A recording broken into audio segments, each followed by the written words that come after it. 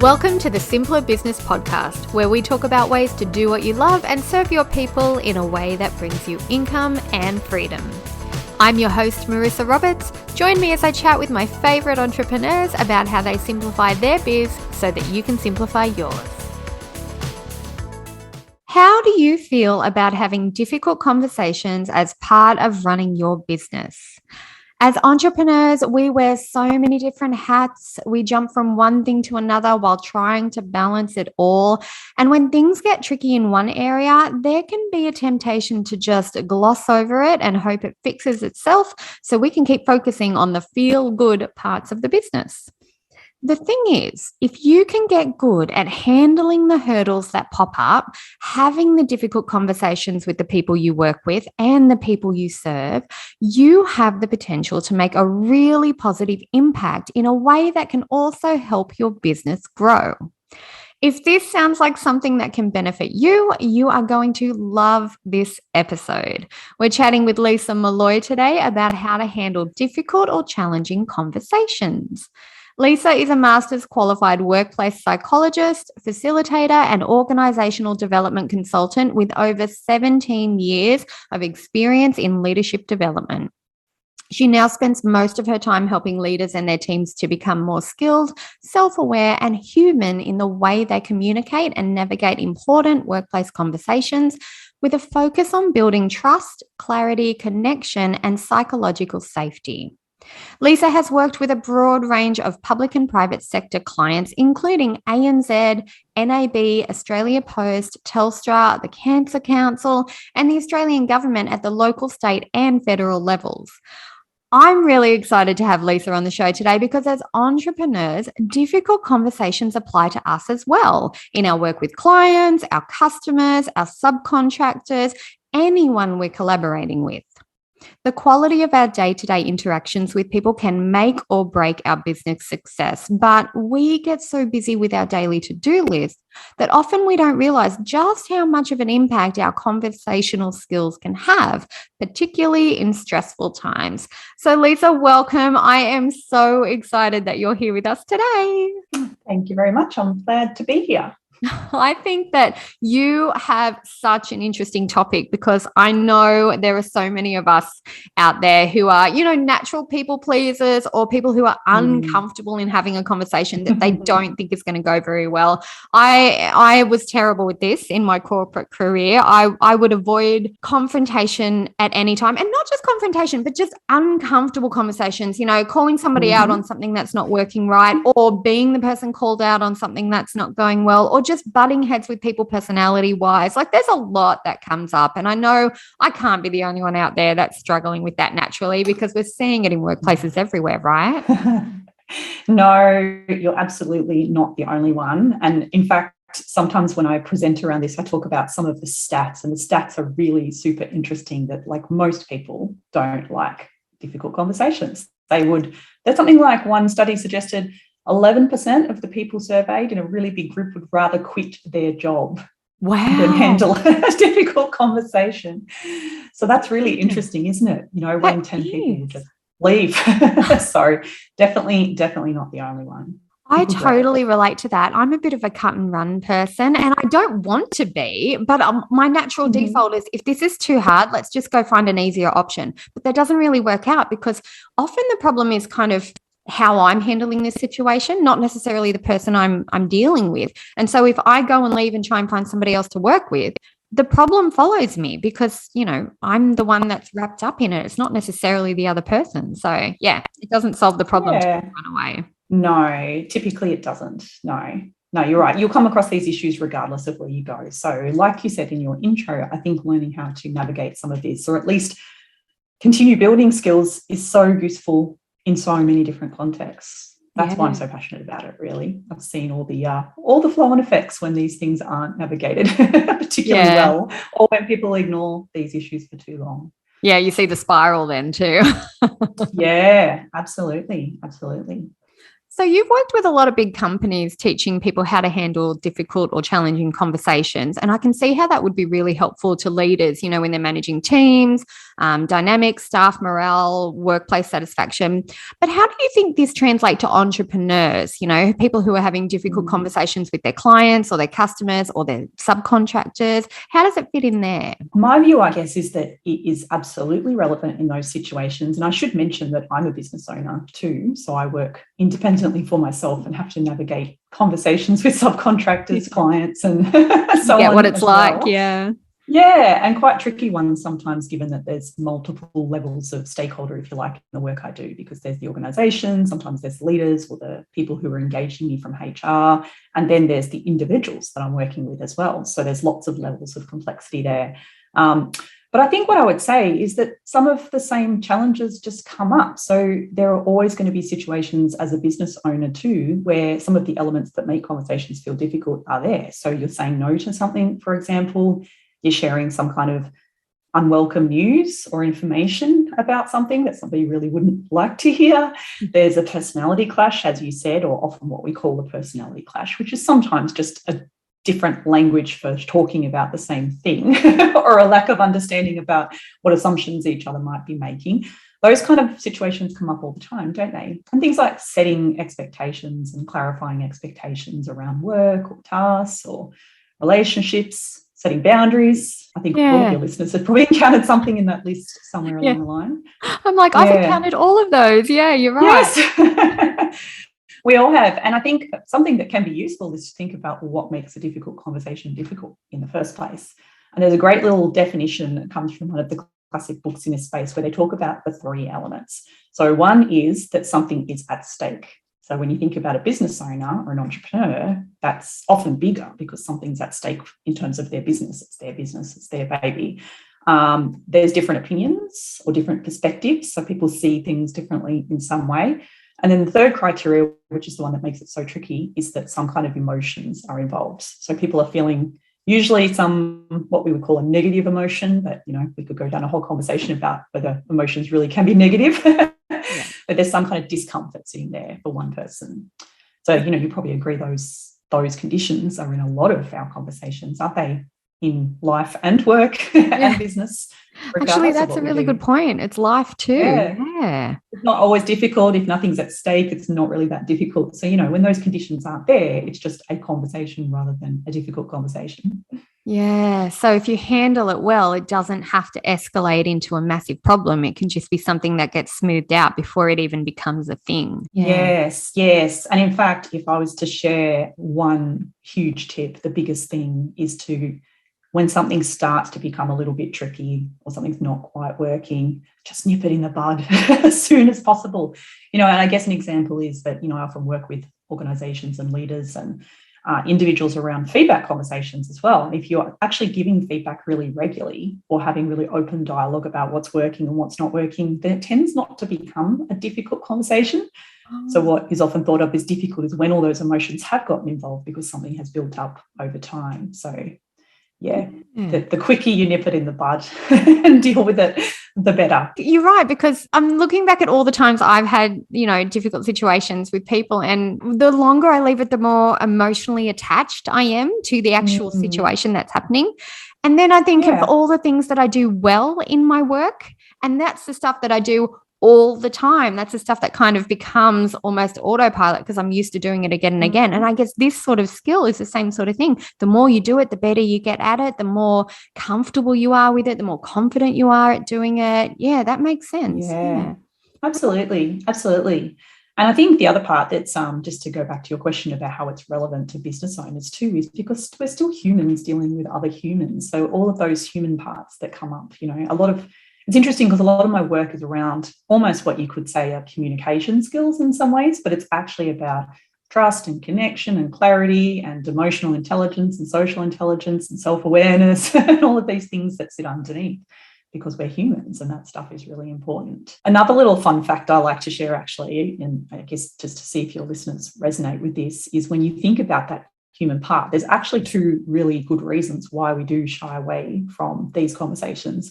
One is because our brains are kind of wired to not like conflict.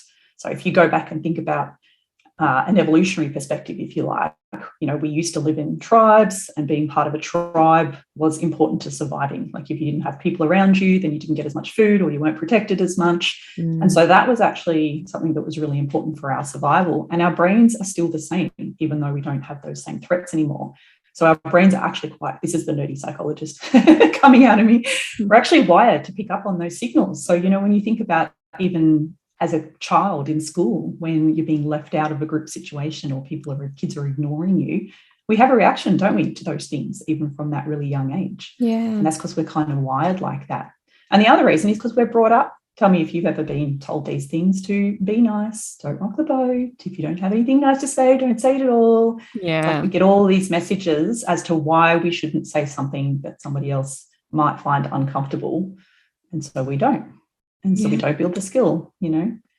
And I mean, it's just as much been a history for me too. I was also told those things when I was young, especially when you're female. It seems to be a bit more of a thing when you're female. Yes, that's the default, is we just we try and work around things rather than address things. And then, it makes things harder later in life. Well, I think for a lot of entrepreneurs and business owners, I find there can often be a bit of this feeling of no one's going to care about my business as much as I do. You know, like, we're really personally tied to the outcome of our business. It's our baby. It's like you said before, it's your own, you know, it's like your little baby.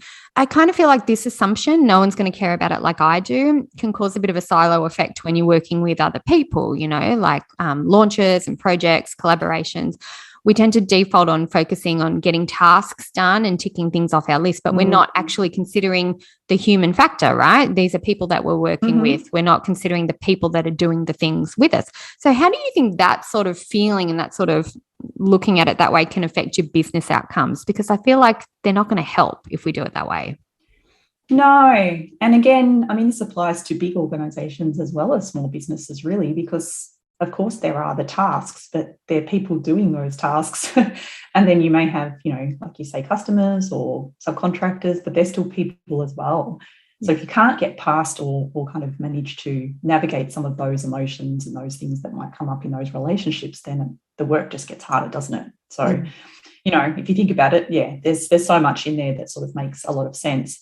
One thing I would say, I think that's pretty relevant too when it comes to being a business owner, when you are hiring people, for example, like outsourcing some work, is that if you create the conditions that work best for different people in terms of their interests, their motives, their strengths, you know, what helps them to really be their best at work, which is often, again, coming back to that trust and understanding people and knowing where you might see things differently to them and what your expectations are and communicating all of that, then the work's a lot smoother, isn't it? You know, people are actually operating at their best. And we talk about that a lot in the field of positive psychology, where we talk about how to help people actually operate at their best.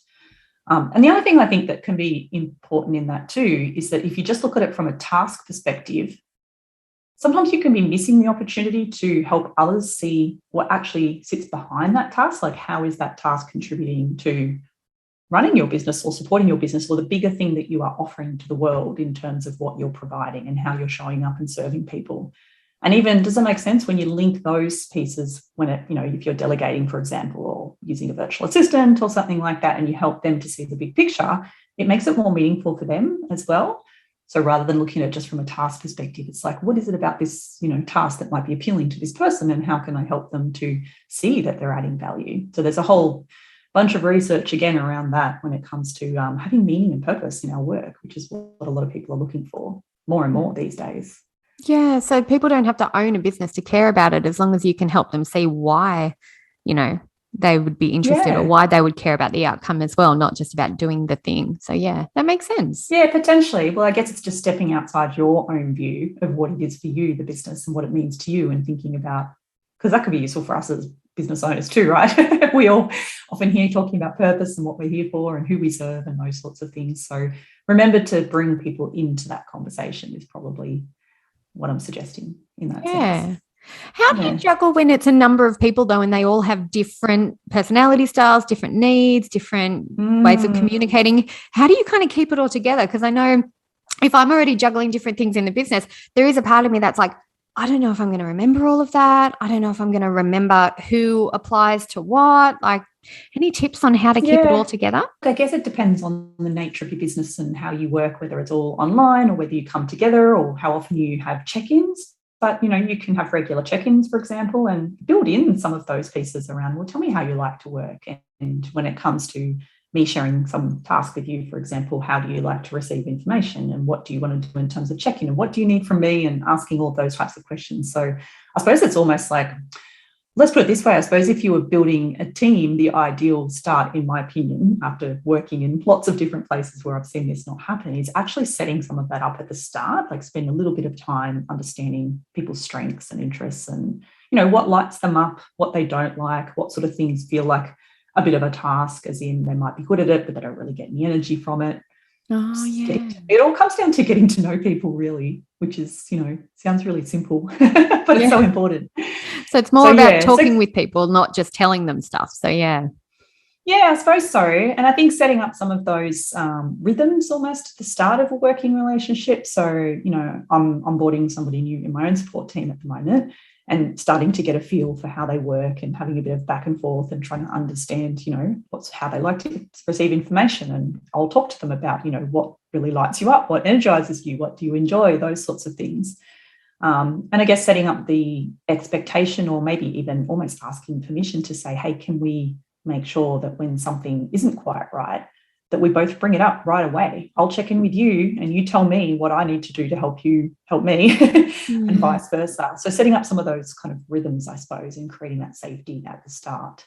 Yeah, and being really genuinely interested in being open about it. Yeah. Yeah, that's it. And saying things like, hey, sometimes I might share some feedback and please know that that's not criticism of you, that's just me letting you know how I want to work. But at the same time, I want you to let me know what's not working for you and what else do you need and how can I be more clear with, what I'm sharing with you, or just kind of putting it out there, I suppose, like an invitation at the start, which is, and if it is further down the track, but sometimes people worry about, I should have brought this up before and I didn't, then, still take some time to say, hey, I thought it'd be good for a check-in. Let's just touch base on this.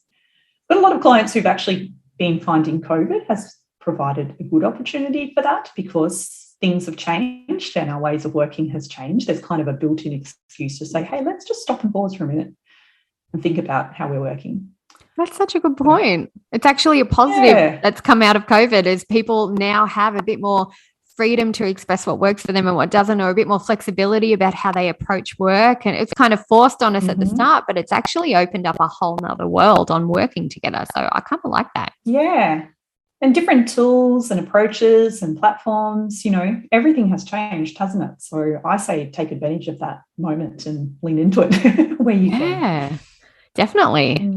All right. So what about when something does go wrong? If a hurdle pops up or things just aren't going to plan, how do we address it without causing a really big rift? Because that's where I get really, really nervous. I'm a people pleaser by nature, so I'm not naturally good at difficult conversations. And I'm sure I'm not the only one who's like, I'd rather just, stick my head in the sand and run away, or just end the working relationship. But then I think on the other hand, people are like, what just happened? I had no idea you weren't happy. And I don't want that bad blood either. So, yeah, any tips for how do you react when something really does go wrong? What should we do?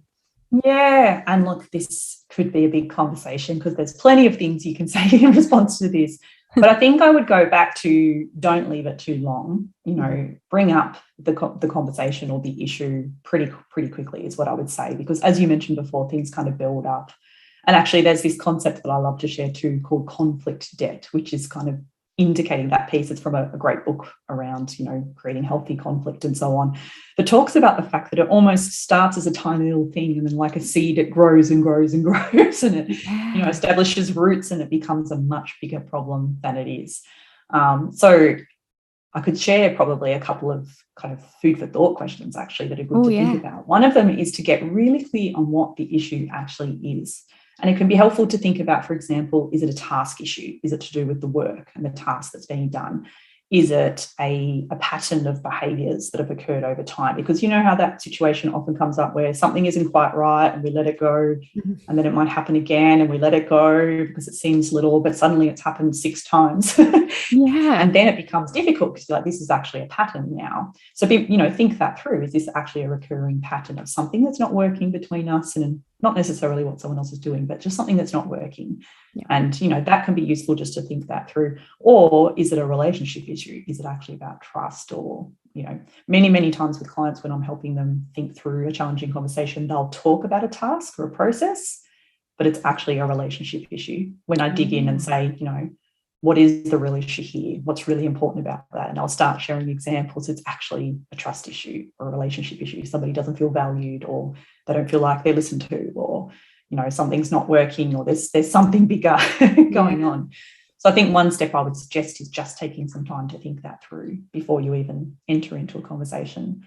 And then another tip, so what I can share with your listeners, if they like, is a little bit of a framework that can be useful for opening up a challenging conversation. There's lots of them out there, but there's one that I particularly like that just helps you think through how you would actually just open up that dialogue, you know, by saying, hey, so-and-so, I'd like to speak with you about this, you know, which is where you need to know what the real issue is. And here's some examples of what I've seen, and I really want to have a conversation about this and see if we can resolve this, because it's really important to me. You know, it sort of gives you a little bit of a framework to put all into perspective and get the words out, if you like, so that you don't just blurt it out, because we often either don't say anything, or then we work ourselves up and then we go blah, blah, blah, and just blurt it out. It comes out quite wrong. So I'll happily share that with your listeners if that helps, because it can give you a little bit more structure around this. But another tip I would give, you know, when you said how you make sure it doesn't blow up and become bigger than it is. So once you have thought about what the issue is and you've gotten really clear on that, also think through what it's not. So what it's not about, what it is about, and what it's not about.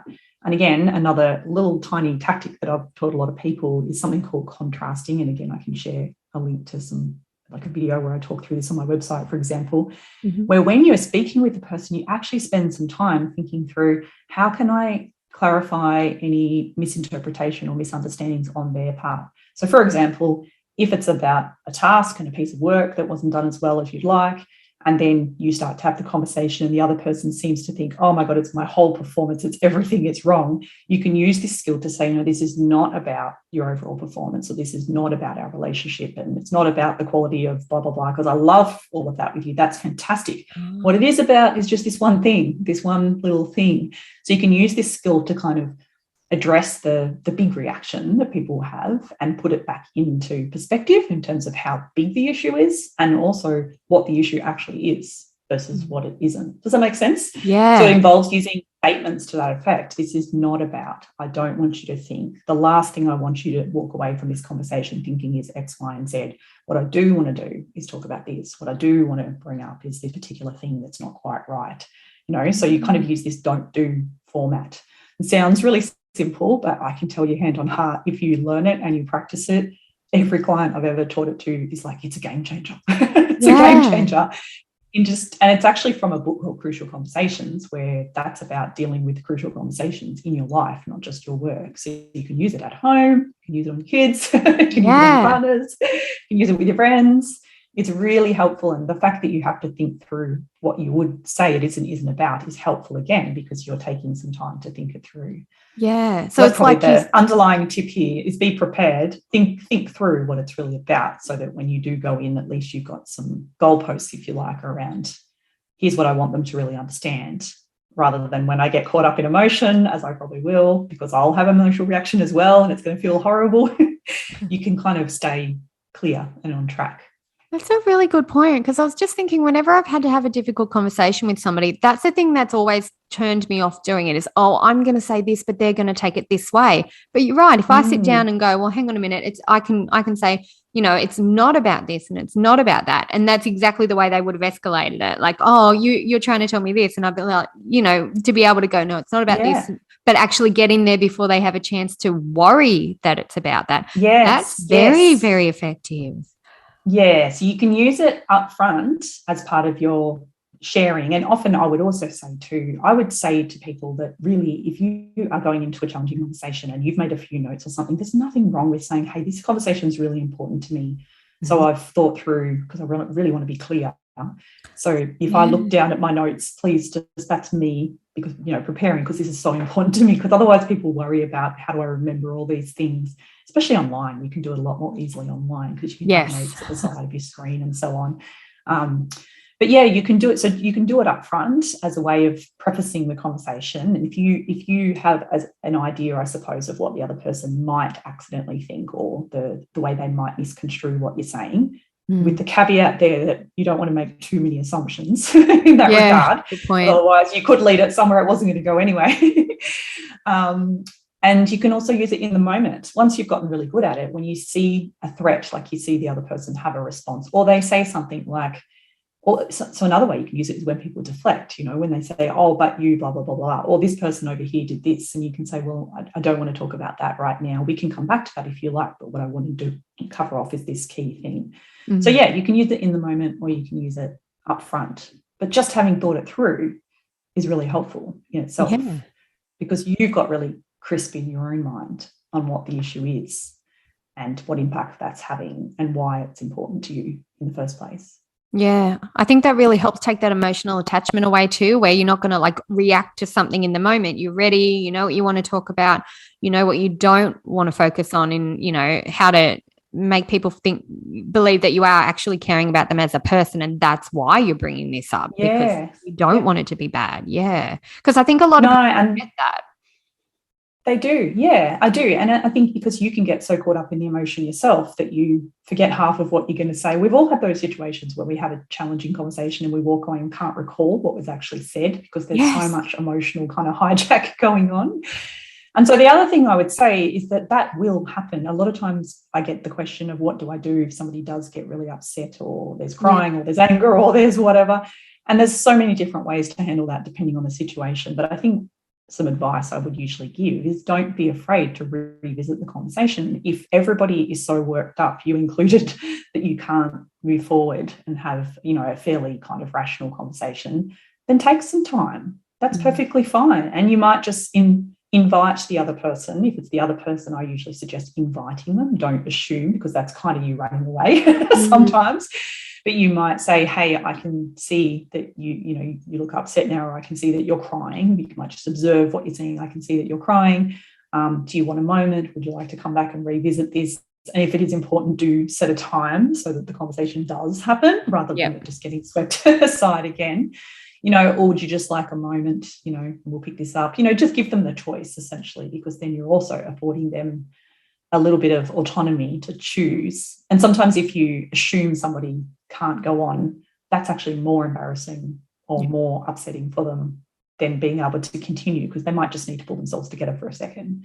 Yeah. So anyway, as I said, this can be a very nuanced topic depending on the relationship. And that's the other thing I'd say when you're prepping, think about the relationship you've got, think about the trust, think about what you know about them, think about what's important to them, think about what you are bringing to the conversation, to your point earlier. Yeah. What are your assumptions? What are your biases that you might be bringing in?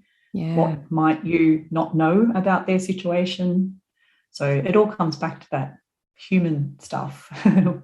They're a human, you're a human. How do you lean into that as much as possible? Good point, because it could go so many different ways. And even just talking today, there were so many different examples that we could go into. And you're right, every person, every circumstance, every incident, everything that you're doing is going to have a different way that it plays out. So exactly, I think just being not scared to take it on and thinking to yourself, you know what, this is a skill that I really want to master, but not because I want to get good at something, but because I actually care about the people that I'm working with. And I think caring is really what comes to the heart of it, right? Thinking about them as people and not numbers, not staff. Yeah. No, that's right. And I mean, again, I'm a bit of a nerd when it comes to, I've got a million books on conversations and so on. But there's one too that talks about the two kind of factors that can come into this, which is being direct, I suppose, and clear, like actually delivering whatever it is you need to deliver and letting people know, but also being kind, which is a bit like Brené Brown often talks about, being clear but kind. So, this one talks about the dimension called care personally. If you don't care personally, then you will potentially come across as a bit arrogant or a bit disrespectful, or that's going to come across. So, there aren't always going to be times where you do care personally, but you've got to kind of muster up a little bit of that, I suppose, if you want to go in with that. I'm going to be clear, but I'm also going to be kind in how I approach this scenario. So, yeah, absolutely. And another thing I would say, just because I feel like I need to say this, is that, and especially if some of your listeners do look at the piece around prepping for one of these conversations, is the next step, of course, is to listen. So you might say, hey, this is what's happening for me, but I really want to get your perspective, because I might not have it right. You know, I might be missing something, because you might be missing something. So can you tell me how you'd see this from your perspective? And take some time to listen. And that's a skill in itself, isn't it? Just really listening, reflecting back, not jumping in with your own rebuttals, trying to understand how you might see things differently, because that goes a long way too in moving the conversation forward and the whole issue forward, because they will feel listened to if you do that really well. Yeah, you're right. I can think of 1,000 conversations I've had with people, and not once did anyone, you know, it's the instigator of the conversation is always like, I've just got to get this out. I need to tell you this. You need to know that this is how I feel. But not once has somebody gone, okay, but how do you feel about the same thing? You know, are you feeling the same way? What's your reaction to that? You know, it's always been about, I need to download this information, rather than I need to make sure that we can come to a level where we're both happy moving forward. That's it. And some great open questions. Like I do a lot of, again, I'm a total geek on this stuff, Marissa. I'm teaching a listening program at the moment within an organisation. I've been just talking about listening for 4 months now, multiple sessions about all the deep dive into listening skills. So questions is a great little tool that you can have. So have a couple of open-ended questions like, how do you see this situation? How might you and I see things differently? You know, what don't I know here? So lots of how and what questions can be really useful, because it's creating that open space for them to not just say yes or no, but share a little bit more. And, you know, if you're brave enough, you can say things like, what haven't you said yet? What else needs to be talked about? What haven't we covered? What are you still worried about? You know, do you have any concerns? What concerns do you have? I would actually say, rather than do you have any concerns? And then throw in an extra one. And what else? What more? Tell me more. Is there anything else? Like, let them have another one. Yeah, I love that. And that's, again, what are you worried about? It makes people, what are you still concerned about? Or what concerns do you have is still a good one. Or what aren't you clear on? Or so that's when you're getting, I suppose, to a resolution stage, where you might be starting to talk about whatever the next steps are with whatever topic it is that you brought up. And this makes it sound really big, but quite often it doesn't actually have to be a big conversation either. You might raise something, because I hear that a lot too. People like all emotionally worked up and they're avoiding it. And back to your piece around why this is important for, you know, businesses and entrepreneurs, you will have so much energy tied up in this issue if you don't address it, that it will take you away from all the other things that you would want to spend your time and energy, right? There's an emotional cost that kind of hangs around with not handling these things. So you'll have all of this build up, and then often when you execute it, it's not so bad. A lot of people come back and say, oh, I did it and it wasn't so bad. And honestly, that's because they prepped and spent a little bit of time thinking it through. But once they actually opened up their dialogue, the other person said, oh my goodness, I'm so glad you brought this up. I've been thinking this too, or I've been worried about that too. Yeah. So there's often relief, you know, that comes along with just being brave enough to bring it up. And I think you can end up with the best working relationship ever. I'm just thinking now, when I used to work in corporate, I had a particular manager who I just did not get along with. You know, they were like really quite blunt and, you know, like, we need to do this. And I always felt like I was treated like a little kid, right? And then I actually think she's done this sort of training, because I remember we had a conversation one day where she was completely different. She was like, right, so we need to talk about this and this and this. I don't want you to worry and think that it's about you personally, because it's really not. I just want to make sure that we're both able to do this smoothly and actually both feel good about it. And she actually said that to me in the conversation, like, you did the download of the info, and then she said, all right, but now that I've said that to you, how are you actually feeling? Like, what are you thinking now that I've actually told you these things? How do you feel about that? And I remember thinking, wow, no one's ever done that before. And from that day, we worked together for another 2 years, and she became the person I actually liked working with the most, instead of the person that made me the most uncomfortable. And it all started with that one conversation. So now I'm looking back going, oh, she must have been doing this sort of thing, because now I can see that. And it worked. It worked really, really well. Wow. And so how interesting is that? And again, there's been lots of times where I've just helped a person deal prepare for a conversation where there's been something going on for ages. And the number of times people come back and say, oh, actually everything changed after that, and they, because they were carrying around all this kind of weight, and it was lifted off their shoulders. Yeah. So you're right. And I think, there's another interesting bit in there with what you said too, is that I suppose when you think about how it all impacts relationships in general, if people can pick up through your actions and behaviours that you're actually prepared to make a bit of space for this sort of a conversation, or to make a bit of space to listen to them, it's kind of a game changer, because that's all that stuff around psychological safety. Like, they start to feel more confident that they can bring things up in future and not have their head bitten off, or not get attacked, or not have someone get defensive, So there's a lot in there in how you react to other people bringing up things as well. So that's probably the flip side of bringing up a difficult conversation. If someone brings one up with you, to think, how do I react? And if there was one tip I would give there, it would be just listen and hold back sit on your hands, and hold back everything that's coming up for you, and just try to understand, and then say to them, I'm just going to listen and take this on, and then I'll go away and come back to you if that's all right, if you need to. Yeah. And go give yourself the time to kind of step out of that reaction yourself, and then think it through and come back with a bit more of a rational, clear kind of mind. Not that there's anything wrong with emotions, by the way, because they play a role. Emotions are information, aren't they, that something's not quite right, or something is right. Yeah. But so that's really fascinating that you've had that experience, and now you're looking back thinking, and I don't feel bad. Conversations. And I don't feel like I got played in the convo. I don't feel like, that was a tactic. I feel like I'm so glad she did that, because that made such a big difference in our working relationship. Like, I'm really glad she took the time to take that training and actually apply it to me as a person. So that's amazing. Yeah. Wow. And you know what? I'm thinking now about all of our listeners out there who are generally sole traders, who are like, when you work in your own business and then you start to feel snowed under, and you should start delegating stuff, you should get a VA or outsource it to somebody or do this. And you think to yourself, no, I'm not good at training people. I'm not good at working with people. I'll just find a way to handle it myself. I think this conversation that you and I have had today is going to open up those doors for everybody who's been feeling like that to go, actually, no, it's not that hard to bring somebody else in to work with you, because the way that you talk to them and the way that you have conversations and the way that you can handle any hurdles, it doesn't actually have to be the big deal that you think it is. So that's been so helpful. No. And set it all up at the start. That would be my tip for those who then go down that path. So, and like I said, I've got a couple of new support people coming on at the moment, actually.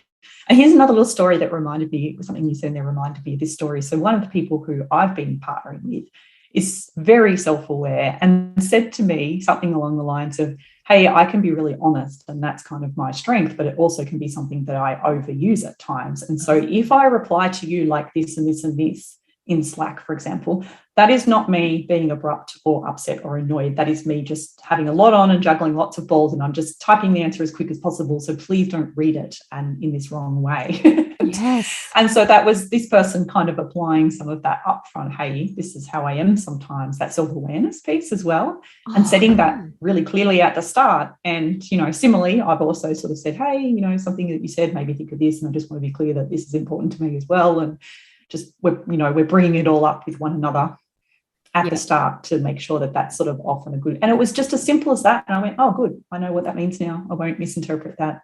Simple, done. Because that's the other factor, right, is there's a lot of, probably for a lot of your listeners too, online communication, not in-person conversations, email, Slack, messaging.